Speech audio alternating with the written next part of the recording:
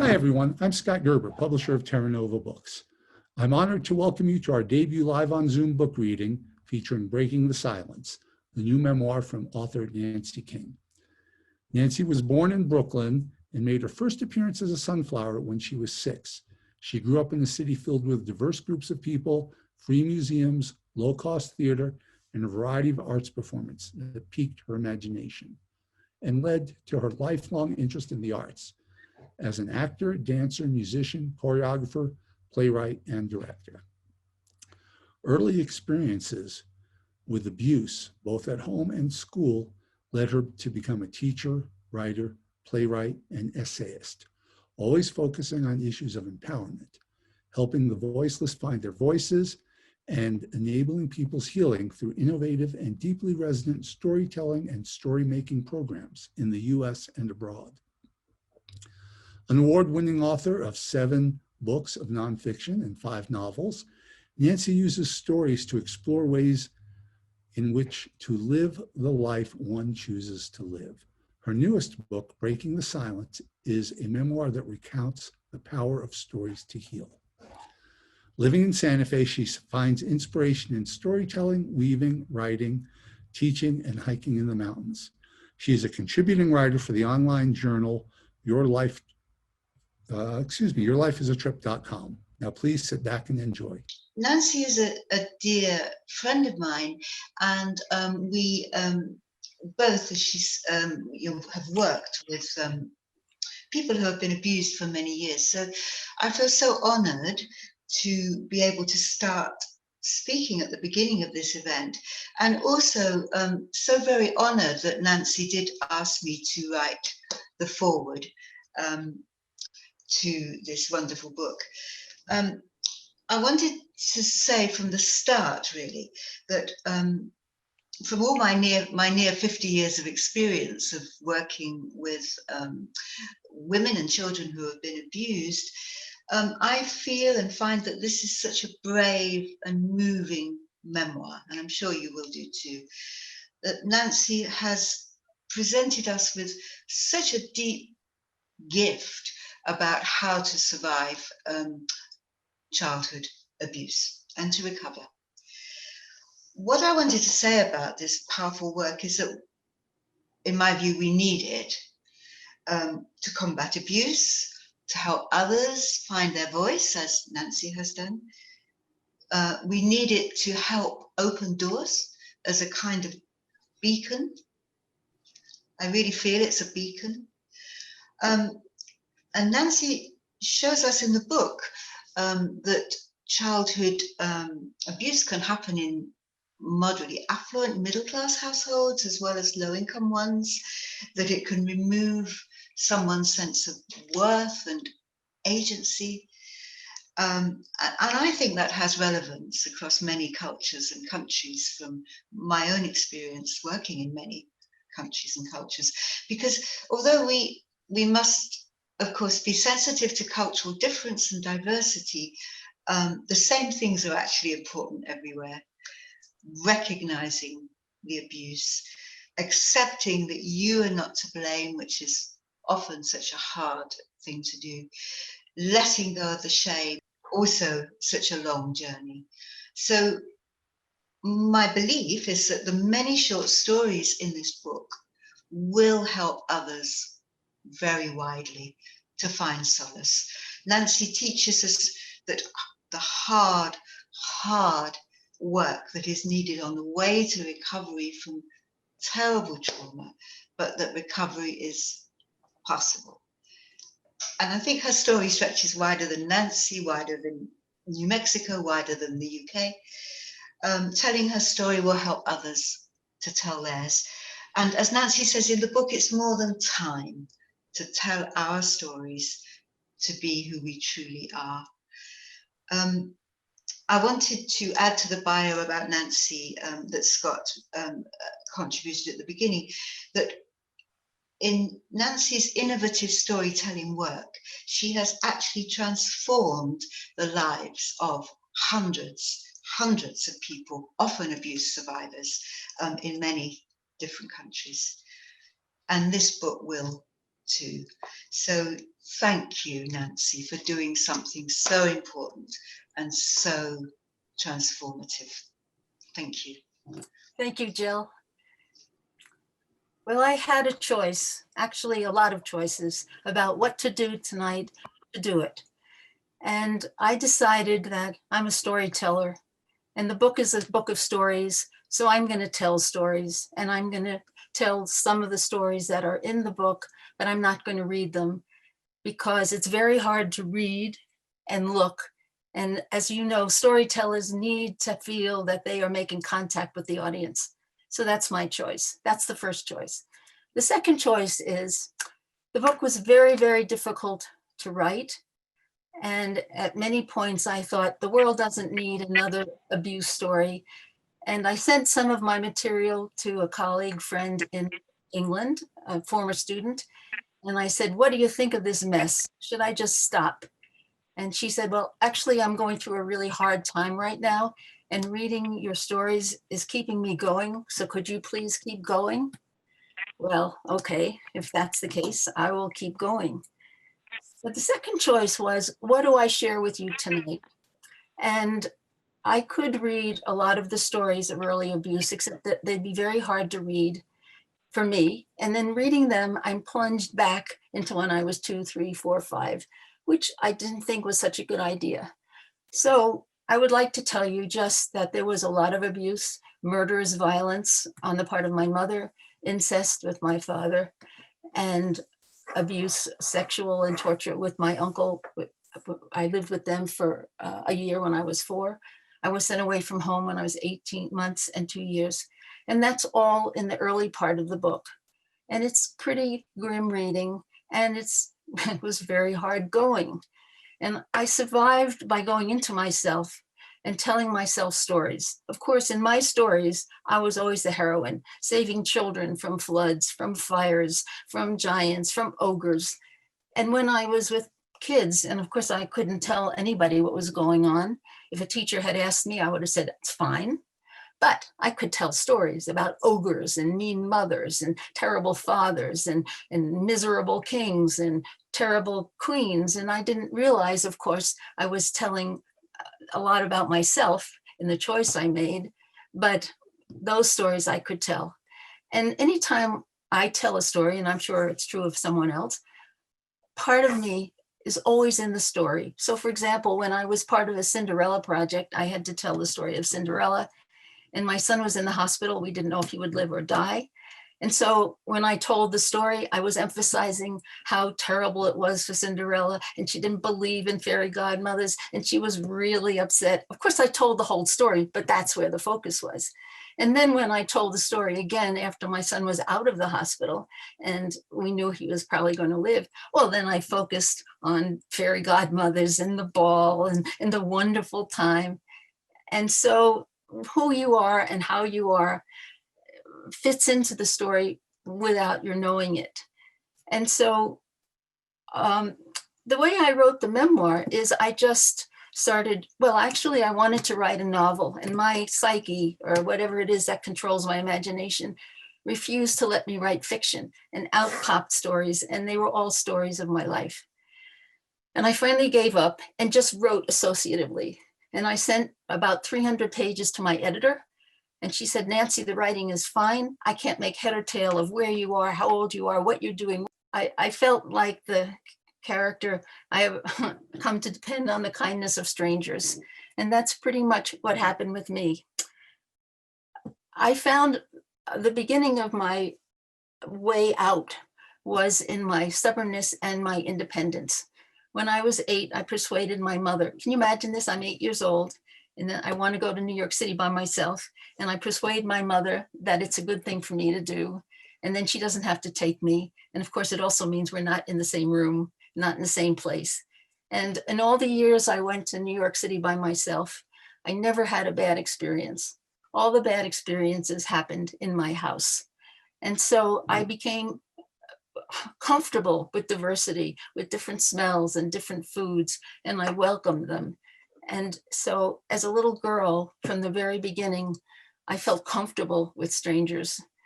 And so I went to New York and I learned to be independent. And I also learned to speak up. And at one point I went to a children's camp and Pete Seeger was going to come and sing. And I was part of the welcoming committee and we gave him juice and cookies. And after that, he said, would you like me to sing you a song? And of course we all said yes. And someone said, sing the Hammer Song. And he sang the Hammer Song.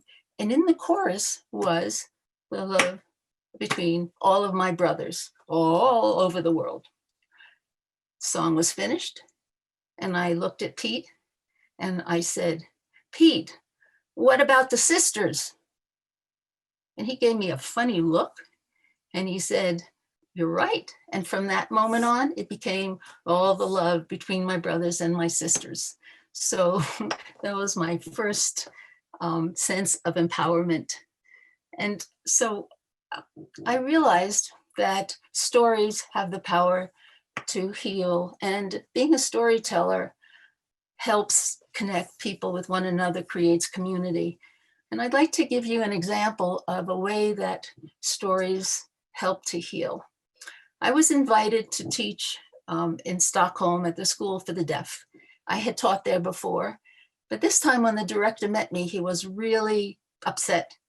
And he said, oh, I'm really glad you come. I'm glad you're doing this workshop, but I have to tell you, there's like a war going on. The deaf teachers won't talk to the hearing teachers. The hearing teachers aren't talking to the deaf teachers. And the children are suffering terribly. You have to do something. Whoa. So added to all of that is the fact that we have to have two translators. One translates English into Swedish, and the second translator translates Swedish into sign Swedish. So it means that every time I open my mouth, it has to go through two translators, which severely cut down on what I wanted to say, what I wanted to explain. And so I decided I would cut to the chase and tell a Lao story about how the Laotian people decided on a way to keep their history and their culture. And it's a very lovely story. Their history and culture was written on buffalo skins, and they cut up all the buffalo skins and everybody swallowed a piece. And so everybody in the community had a piece of the history and culture, and it was their job to transmit that piece to the younger generations. So that was the story. And I asked them to paint an image of wisdom, because the story is really about wisdom. And they had a minute to paint. I don't give my students much time to think. And after everybody had finished, because there were about 40 people in the room, I said, okay, let's just all hold up our images and we can look at them. And they all held up their images, and there was shocked silence and gasps. Everyone in the room, including the director and the secretary, had painted images of hands. Well, there was just chaos. The hearing people were talking to the deaf people were talking to the hearing people. There were stories going so fast the translators couldn't translate, and everybody was just laughing and crying, and there was so much joy and so much energy in the room. I didn't know what to do, so I do what I do when I don't know what to do. I jump up and down, and I'm holding out my hands, welcoming everybody, and everybody's joining in, and we're all singing and dancing. And then one woman, a deaf woman, gets in the center, and everybody starts clapping. Of course, she can't hear it, but she can feel it. And we're all dancing and singing and having a wonderful time. And then the director he's such a marvelous man. He didn't know what would happen, but just in case, he had prepared a trolley full of sweets and breads and wine. And so before we started to eat, one of the deaf teachers raised her hand and she started to sign. And one of the hearing teachers said, let me translate. And he said it in Swedish and English. This is the best day ever. So that's the power of how a story can heal in a way that words couldn't even begin to heal. Well, when I was going through treatments for a rare form of leukemia, waiting in the waiting room, waiting to see the doctor, waiting for the medicine, waiting for the results, waiting to be released, waiting. You have a lot of time, and a lot of time means I get nervous. And so I would tell myself stories. And one of the stories I told myself was a Tiwa story about how the people came to find their way home. And it's actually a story from this part of the world, which I didn't know. And it's about people bumping in the dark, having no way out. And they follow a blind creature to where he finds it's different. And the people follow him and they don't really know what to do. And they listen to Grandmother Spider and they go out without instructions and the light hurts their eyes. And they go back in and she tells them, you mustn't go to the north, which is Taos, to the White Mountain, because you will freeze to death.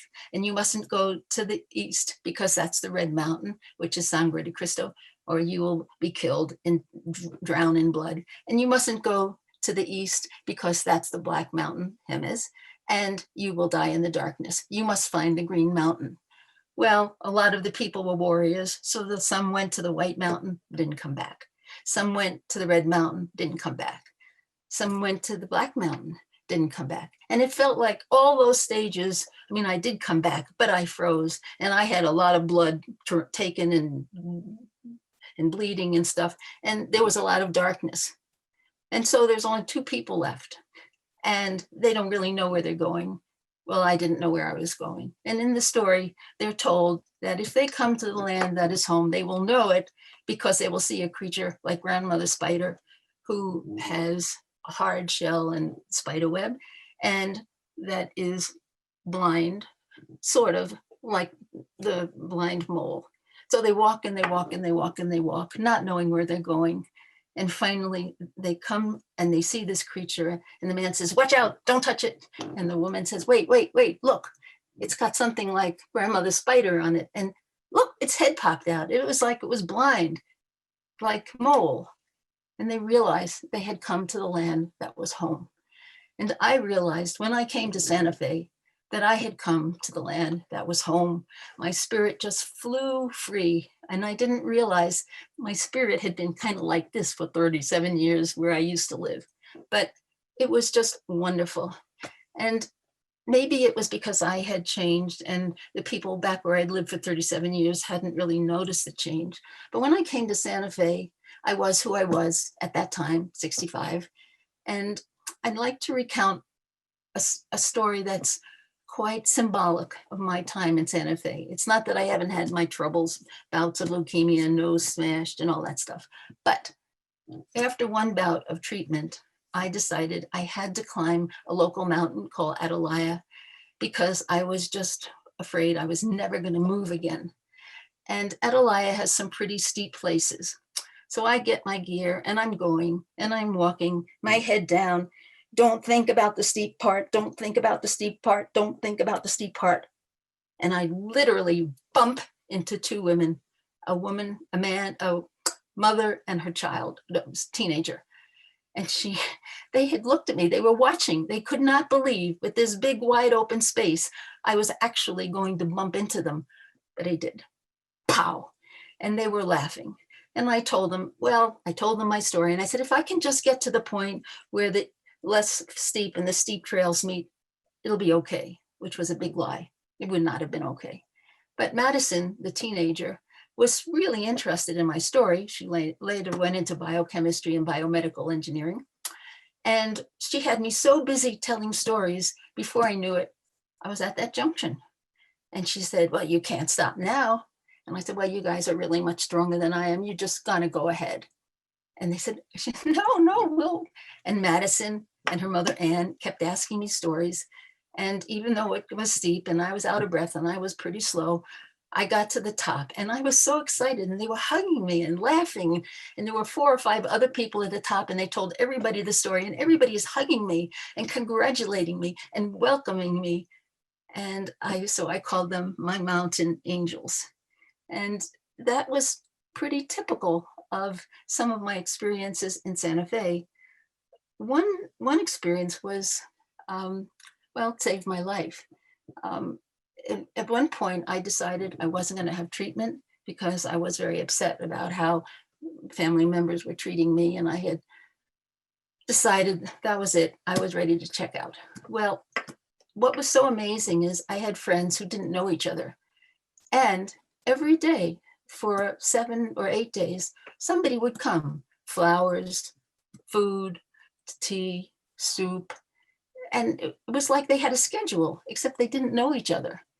And after about 7 days and calls from my doctor to say, you need to have a blood test. And I would go in and they wouldn't tell me the results, which was very unusual. And then I had another blood test and then I got a call from my doctor and says, well, symbolically, you're down to your last platelet. I'm checking you in. And at this point, I thought about these people who had come and I thought, yes, if I don't get treatment, it's like their love isn't good enough. And it is good enough. And so I got treatment. And even though I've had several bouts since, I'm still here. So I started to think about what I could do to get rid of or lighten the inner darkness that was so powerful and had been part of my life for so much of my life. And I decided I would do a vision quest to celebrate my 80th birthday. And the woman who was running the vision quest, we talked, and you're supposed to fast for 4 days and 4 nights. And I had blood sugar issues. And if I fasted for 4 days, they could take me out in a hearse. So she was absolutely set. If you want to do this, you have to eat. And it wasn't gourmet food. It was an orange and a little bit of something for lunch and a little bit of something for dinner in a little box.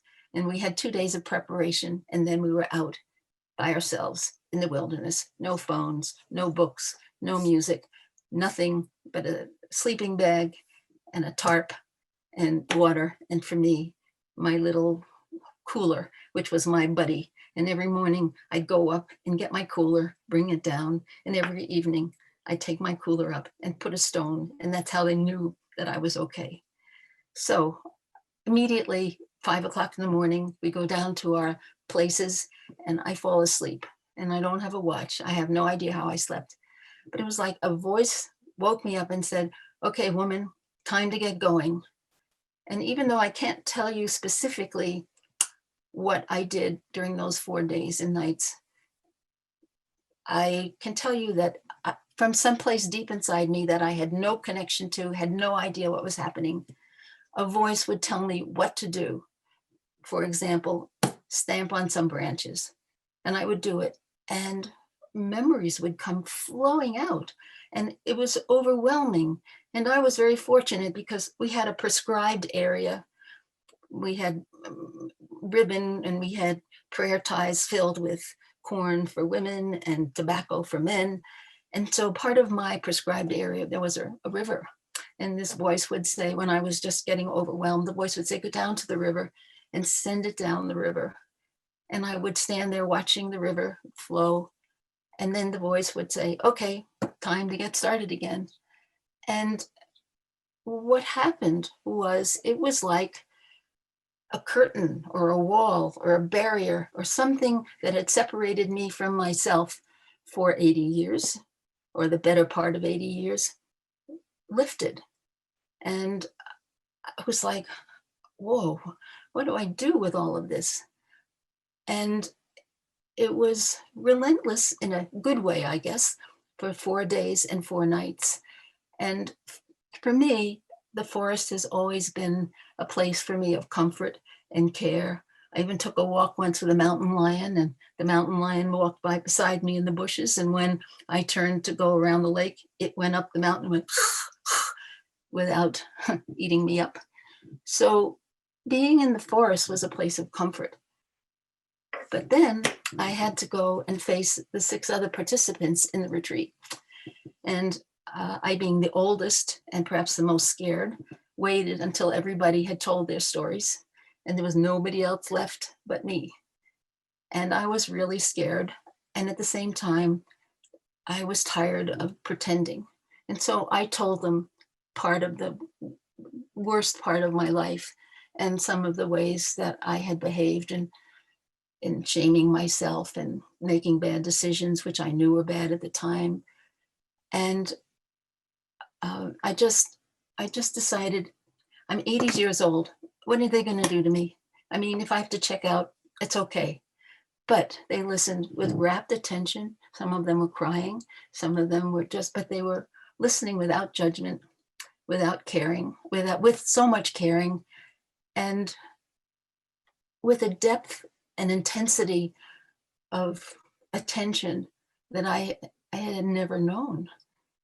And when I finished, there was this silence. And I thought, oh God, I said too much. I didn't say the right thing. I didn't say that, and I didn't know what to do. And then all of a sudden there was this burst of people coming to me and hugging me and telling me how grateful they were and how much courage I had. And I said, grateful? Courage? Me? And they just said, and we were just so happy. And then all of a sudden I felt hungry, more hungry than I'd ever felt in my whole life.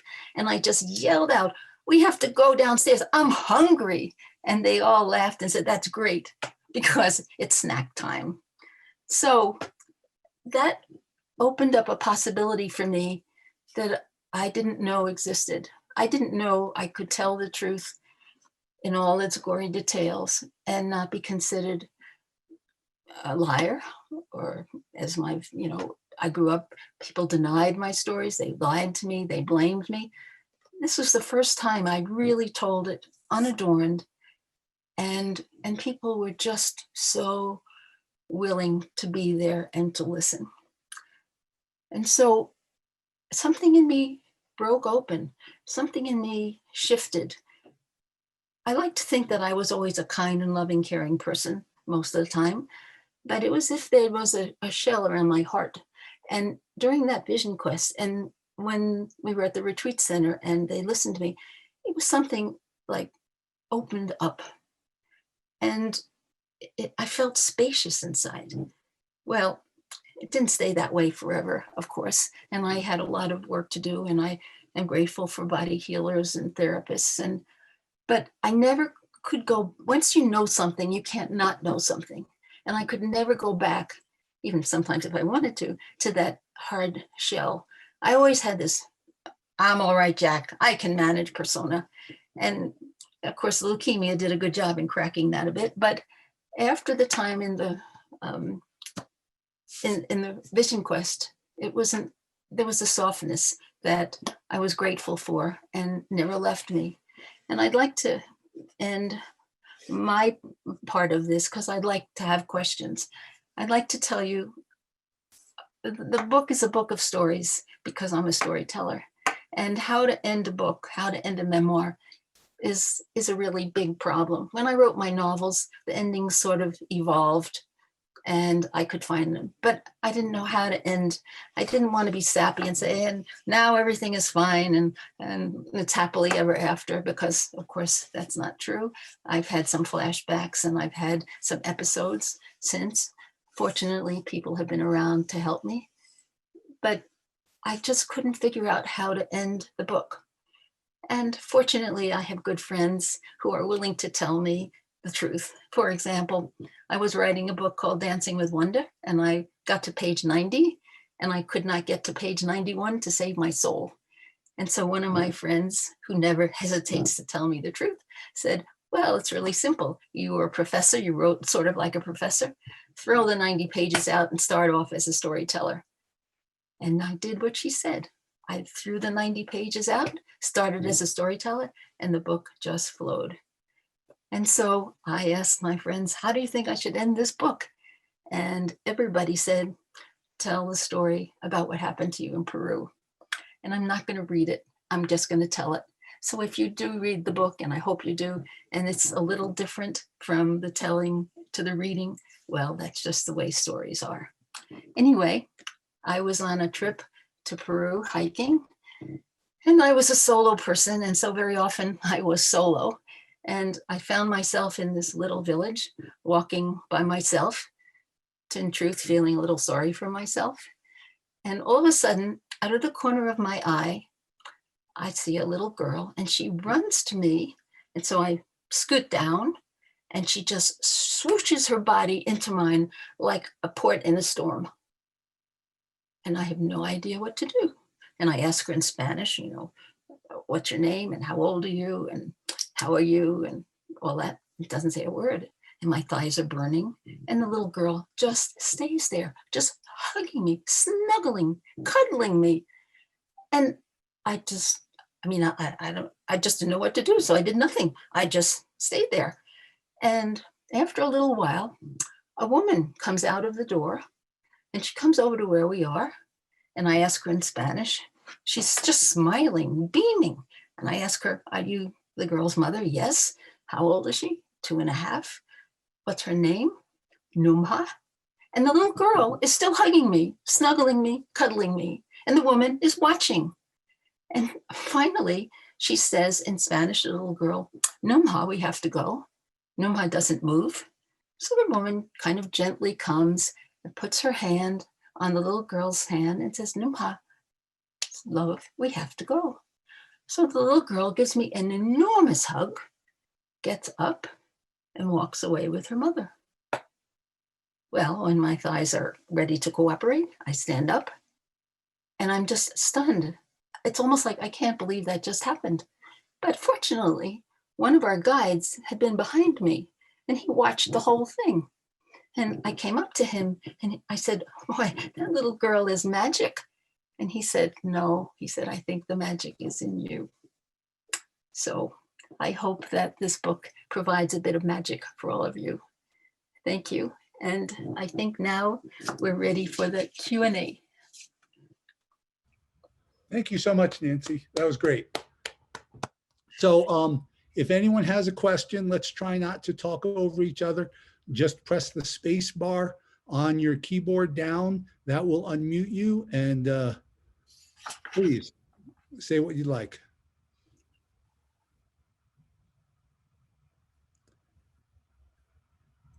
Anybody?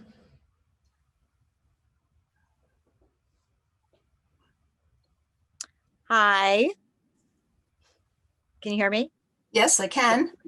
Hi, it's Shira. I thoroughly appreciated, hold on, I want to just switch my view here for a second. Okay. Hi. I appreciated the book so very much.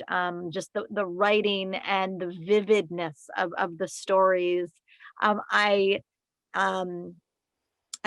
just want to know if you could comment on the format, because I thought it was very interesting to have, how you came up with the idea of making the stories like short the way, and how that kind of, influenced the way that you organized the memoir. Well, I'm not sure I can take conscious credit for it. When I was a little girl, I used to hide behind a couch, or if the woods were nearby, I would run into the woods and sit on a rock or snuggle by something and close my eyes and tell myself a story. And when I told myself a story, it was like the theater in my head turned on. I could see and smell and taste and feel. It was like I was actually there. And so when I started writing, well, I first started third person and past tense. That didn't work. And then third person present tense, and that didn't work. And as soon as I started first person present tense, I'm a little girl, I'm in a dark room. I was suddenly that little girl in that dark room, and I could see it and feel it and taste it. And sometimes when I was typing, my hands would actually, my body would be shaking, and I would write it down, and then I'd come to a point and it would just go blank. And it was like, that was the end of that episode. That was the end of that story. And that was the end of that energy. And there wasn't any more. And that's how every episode happened. And I think because I'm basically a storyteller, and because I've read a lot of memoirs, and most memoirs are contiguous. They may be a theme, but they move from beginning to end. And my life is kind of bumpy. And all of these episodes are kind of either overcoming or dealing with the bumps. And so I can fight my writing up to a point. Right now, I'm fighting my writing. I'm working on a new novel and it wants to be another memoir, and I don't want it to be a memoir, and everything that comes out is my life, and I'm just thoroughly disgusted. So I'm not doing that for the moment.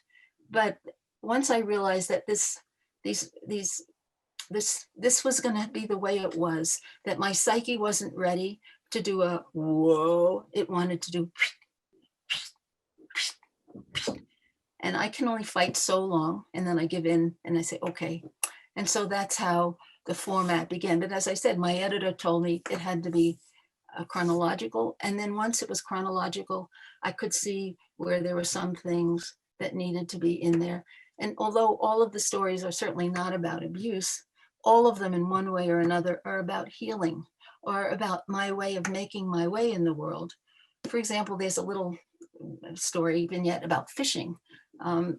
We lived in the country for the summer, and my way of coping was getting out of the house as much as possible. And since my mother wanted me out of the house as much as possible, although we never said it, there was a kind of unspoken agreement. So one day I convinced two boys to go fishing with me, and we got our gear, and they said, well, how are we going to get to the lake? It was about 5 miles away. And I said, well, okay, you hide in the bushes with the gear, and I'll stand on the road and I'll put my thumb out. And when the car stops, you all run. And that's what we did. And the car stopped and the boys ran. And the guy said, if I had known there were 3 of you with fishing rods, I wouldn't have stopped. Anyway, he took us. And after we fished, of course, we couldn't bring any fish back because then it would have been we were fishing. But we got another ride, and the man let us out. And I said, thank you. And the boys walked away. And I said, aren't you even going to say thank you? So that was the kind of little kid I was. Sort of, I had my sense of right and wrong, and it was pretty rigid in the beginning. And that's how the memoir, it kind of decided for me that if I was going to write it, it had to be in short episodes. And in truth, because some of the material is so difficult to read, it was very difficult to write, I figured, well, if people can't stand it, they can just move to the next chapter. They don't have to stay. And one of the things I learned from Shakespeare is the importance of humor in dark tragedy. For instance, in Macbeth, you have the night watchman who's very amorous, but he's drunk and he can't perform. And it's a hilarious scene. And the only reason it's in there is sort of to refresh the palate. And so I figured turning the page was an act of refreshing the palate. So that's how it got to go. Linda, would you like to ask Nancy your question, or would you like me to? Yeah. I will go ahead. Linda said in an email to me to ask you this question. She said she loved the book and she couldn't help but wonder how you found the energy to follow your dreams and succeed, given all the negative feedback coming from your family. Did you ever appeal to a higher spirit for strength? Were you motivated by a desire to prove your family wrong? Well, the reason I'm smiling, I mean, I have a little sign that you can't see that says smile, so I don't put my worried look on. One of the things that was supposed to happen in the Vision Quest while we were making these 104 prayer ties is we were supposed to think really spiritual thoughts and talk to spirit. Well, spirit and I aren't really on talking terms. I'm sure it's there and I'm sure they're looking over me, but there's a kind of disconnect. And my uncle was well, he would have called himself a very religious man. He went to shul quite often. We observed all the Jewish holidays. And of course, I didn't know the word hypocrite, but here's a man who's praying to God all the time and treating me like used toilet paper. And even at my 4 years of age, I figured there was something wrong with that. And so I didn't have much use for God. And then when I was, shortly after the war, I went to a Jewish school, and we didn't, the men had liberated Buchenwald, and they wanted their kids who were Jewish to decide if they wanted to be Jewish, and if so, what kind of Jews they were going to be. And so we studied the history and the culture and the customs, and there was no mention of God. And one day I said to one of the teachers, well, I mean, Judaism is a religion. Where's God in all of what we're studying? And the teacher looked at me and he said, up to you, your choice. And that's sort of where it still is. But I have always relied on nature to comfort me. And certainly since I moved to Santa Fe, I have wonderful friends who love me even when I make mistakes. And of course, even before I was in Santa Fe, I had some wonderful friends, but one or two anyway. But I was very stubborn. When I was 19, I was studying dance and physical education, and I took a test. And you're supposed to fill out this so they can tell you what you want to do. And she said, well, you're an introvert, but you're very good talking with people. You're very good at telling stories. That doesn't make sense. And you want to use all the arts, music, dance, drama, visual arts. You have to decide. You can't use all of them. And my mother used to tell me, you're a jack of all trades, master of none. You have to make a decision. But of course I couldn't, and I didn't. And then after 17 years in the theater department, I found myself in the honors program at the University of Delaware. And lo and behold, I was teaching, and I was using stories and drama and dance and art and music. And it just kind of, if I look back on my life, it sort of flows more or less. But I can tell you, going forward, more like a maze. So I'm not sure that answers your question, but it's a combination of stubbornness, grit, luck, and imagination. Anyone else?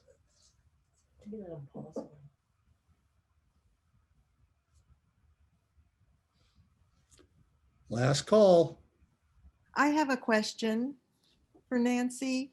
I think you answered some of my question and what you just said, but it seems you have this amazing stubbornness that you always knew who you were, no matter what was happening to you or what people tried to do to stamp yourself out.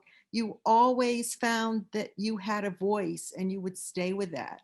And I'm just very impressed that through everything you've gone through with your family not believing what had happened to you, how you knew you could trust yourself. Well, from the time I was very little, I had this idea.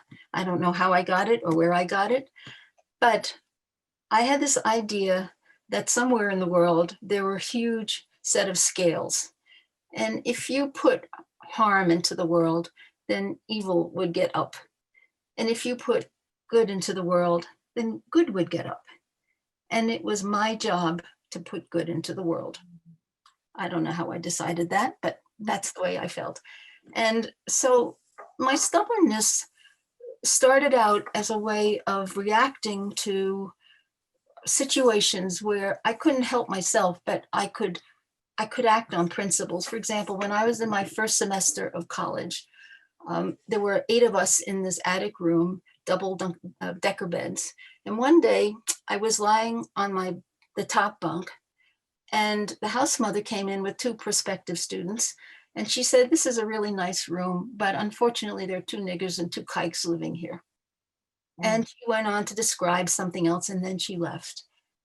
And I was outraged and upset and furious. And so what did I do?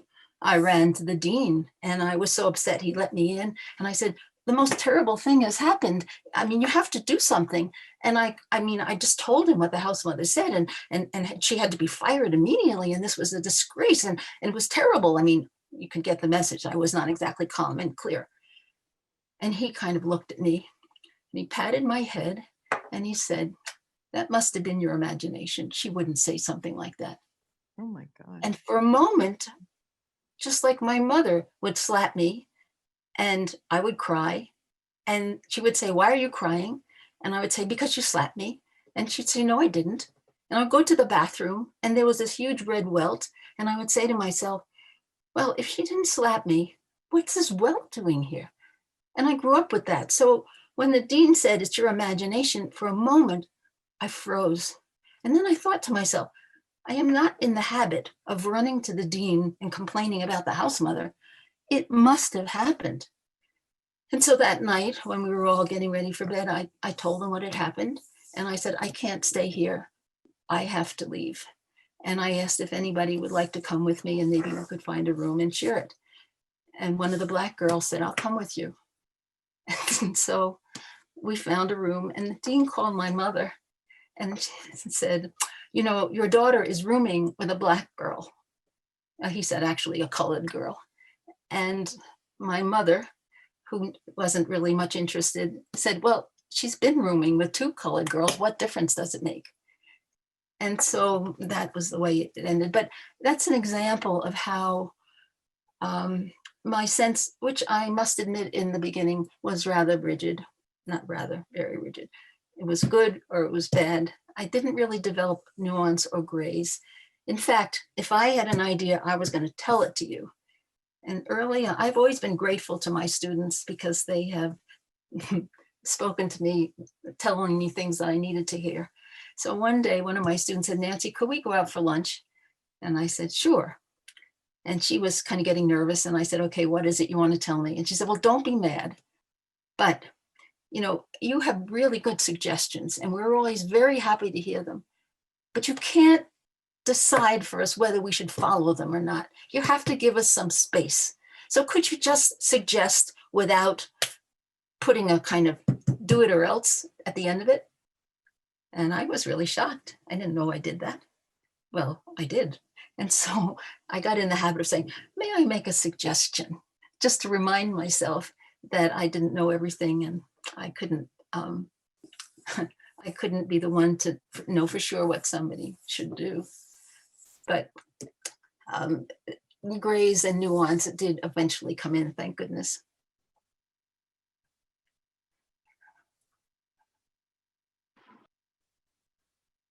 Yes. Thank you so much for Nancy. This is amazing hearing you talk. I want to cheat by having 2 questions. Mm-hmm. One is, it would seem to me as the way you talk as though writing the book has been a transformative thing for you. And I wondered if you could say something about that. And also, I wanted to ask, now the book has been launched, it will have an independent life of its own, independent of you. But I wondered what you would like as the major impact of the book to be. Well, to answer the first question, putting down, once I decided the arc of the book was healing, that made it a little easier to decide what was going to go into the book and what was not going to go into the book. And I have to say that there were times when I had to stop writing and cuddle with my cat, who fortunately is very good at being cuddled and purring. And it was really hard. And I realized as I wrote that when I was at home, I never felt safe. And of course, when I was outside, especially when I was young, there was a lot of anti-Semitism, and my parents were communists for up until shortly after the war. And so there was a lot of anti-communism. And so, and I was always accused of being too serious and too smart ass, and I wasn't fun. And so I was pretty much alone. And the book reflected that. But then as I began to write, I began to think about occasions where, like the mountain angels, where people actually helped me. And so I understood that part of the healing was the fact that as I grew older, I wasn't alone. I was alone, but I wasn't alone in the terms of when I needed help and I couldn't ask for it, there was somebody there who offered. And for that, that book made it really clear to me that I'm here by the grace of friends and spirit. And what I would like, and one of the reasons I'm so pleased that Jill wrote the foreword, is that I didn't think the world needed another me, me, me book. And Jill and I spent a lot of time talking, and she said, well, the way you've written it isn't a me, me, me book. It's examples of what happens to children and what happens with trauma. It doesn't go away. It just kind of submerges and it plays out in very different ways. And so I really hope that that when people read the book, they will find their own stories, and they will look at the stories that have been told about them. And those stories are the other people's stories. They're not their stories. And they're told for reasons that may have nothing to do with you, even though they're told about you. And let me give you an example. I was doing a workshop, and there was a 70-year-old man, and I asked him to paint. And he said, I can't paint, I'm not creative. And I said, who told you that? And he said, my first grade teacher. And this is a 70-year-old man. And I said, well, your teacher is wrong. You are creative, you can paint, and you will paint. And he did paint. So I hope the book evokes the desire to look at one's life, to look at one's stories, and to tell the stories that are your stories, and the stories that help shape you and help you become who you are.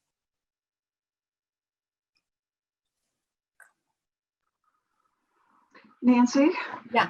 I have to tell you, I have loved reading every one of your books. And I have been so entranced with now reading the stories of your life in your memoir that appeared in earlier books. So you've really been writing this memoir for quite a while. And I have to tell you though, I mean, all of your other books, Nancy, I got through so easily. And I am having the hardest time getting through this book. Being able to tie back into the experiences of your previous novels, and having had the great fortune to meet you, I am in awe of you. Keep writing, keep writing, keep writing, and thank you for allowing us all to share in this. Well, thank you. I think that once you get the courage to move forward, you find you have a kind of energy and bravery, maybe that's the right word, stubbornness, I don't know. But what happened in the Vision Quest began the process of connecting my inner life and my outer life and lightening the darkness in my inner life. And then I had the courage to clean out my outer life so that people who didn't treat me kindly, I mean, I'm talking about big kindness, not little ones. I said, you know, you should have a good and happy life, but please, not in my life. I took down the sign that says abuse me, and I put up a sign that says please be kind, and I hope that I extend that kindness to other people as well, because the thing that we can give each other, the really important gift, is to listen to one another and deeply listen without judgment, without comment, and maybe, although maybe not now, a hug, but you can sort of give them a virtual hug. Thank you, Nancy. So, would anybody else like to know anything? I just want to, I'm sitting here in the dark. I was a student of Nancy's many, many years ago, and then became a friend. So we haven't seen each other for a long time. And I don't like this because I see I didn't brush my hair. So, I wanted to say that having known you, Nancy, for so many years, the thing that strikes me is not only your resilience, but your willingness to keep at it, you know, that obstinate streak, I guess, keep at it until you did find the answer, and that you've done it in so many different ways, but it seems to have integrated in ways that I think are exemplary and inspiring. So I just wanted to let you know that. Thank you. Yes. Well, and I'd like to just add one more little story about, it says it about me, but it's, have I cut off? But it's really about Nancy. So the class that I took was circus skills in theater. And I'm not a very athletic person besides walking. And we were required to walk on stilts, or we could leave the class. And at the time I was about 32 years old, and I said to Nancy, I can't. And she said, yes, you can. And you are not leaving this room until you do. And I put my feet onto those stilts, and I swear I walked across the room in them just from sheer fear. And so that's really what I'm talking about, is that kind of resilience and inspiration, that out of her own fear, she, you know, has gotten on those stilts and walked much further than I walked across that gym. Okay, thank you. Thank you. Well, I'd like to end with, shortly before my father died, I was taking the 7 a.m. to 7 p.m. shift, and my mother was taking the 7 p.m. to 7 a.m. shift. And I asked my father to tell me about my early life. And he said, I don't want to talk about it. It would only hurt your mother. And I was kind of shocked. And I said, but Dad, you're the only one who can tell me. And he said, I don't want to talk about it.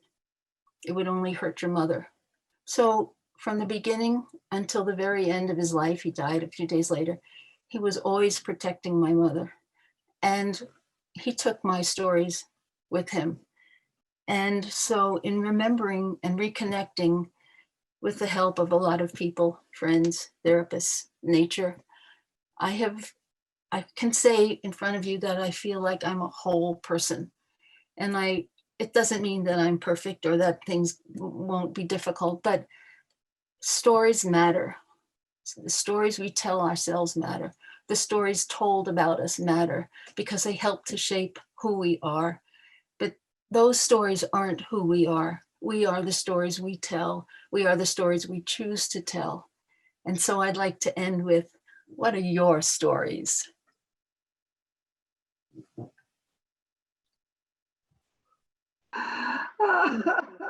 Perfect ending, Nancy. Thank you. Amazing, amazing. You're so inspiring, Nancy. Thank you. Inspiring. Thank you. Thank you. Thank you, Nancy. I'm so glad to be your friend. I just love you so much. Thank you. Thank you. Well, I would like to say something, and I don't know if anybody can hear me or not. Yes. Yes. We hear Hello? you, Barbara. Barbara, we hear you. Go ahead. Okay, so first of all, I wanted to thank you, Nancy, for sharing these wonderful stories. And this is not about you being stubborn. It's about you having a very strong sense of yourself and sense of your mission. Okay, we all come here to this earth and we all have a goal and mission. I believe in that. So that was your mission, to tell stories, to help others heal, because we do help other people's heal through stories. So, and for instance, as a, as a doctor, if I want people to understand something, I tell them story, something from my life or somebody else's life. So definitely stories can help other people heal. And also, I believe in spirits. I believe we are spiritual beings in a human body. So yes, we are guided by spirits, and we can choose which spirit we are guided through. And yes, you are whole. Yes, Thank you you. are whole. Definitely, you are whole. And you are still on a mission. Your mission is not, because you are older, it's not mean that your mission is gone. Anyway, thank you for everything. As I said, I truly believe in that we are one body, mind, and spirit. And that's what I put in my book about how my brain works. It's about, that we need to take care of our body, mind, and spirit. So thank you very much for sharing this with us. This was wonderful. Thank you very much. Thank you.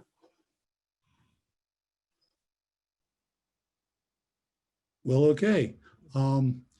If you haven't yet bought Breaking the Silence, we will be sending you a follow-up email with links to buy from your local bookseller, which of course we prefer online vendors, or directly from Nancy. And if you order from Nancy, she'll sign it for you. And you can order it by emailing me at nanking1224@earthlink.net, or through my website, nancykingstories.com. And I want to thank you all for coming and for being attentive. And I actually can see some of your faces. And so I was actually talking to all of you, and that was just wonderful. And I appreciate it very much.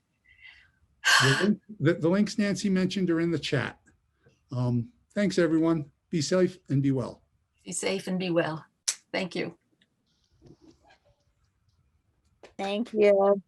Thank you. Thank you, Nancy. Wonderful. Thank you. Thank you. Thank you so much.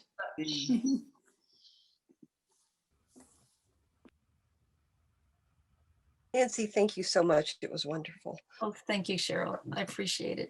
And thank you all for coming. I really appreciate it.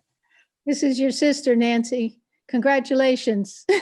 For some reason, the picture didn't come up, but congratulations. Thank you. Thank you. I am very glad I joined you.